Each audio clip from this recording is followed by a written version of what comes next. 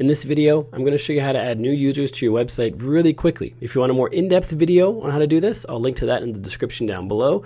This one is going to be rapid fire.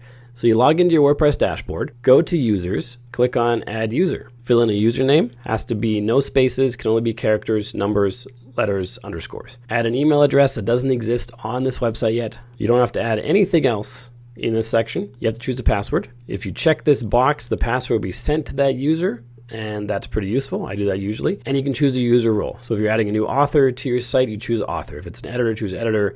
Administrator, you'd rarely add those. Don't just make administrators willy-nilly because they can do whatever they want on your site. So choose an appropriate role. Here's a documentation page that explains what each role does. I'll link to that in the description down below. Then click on Add User once you have that all set up.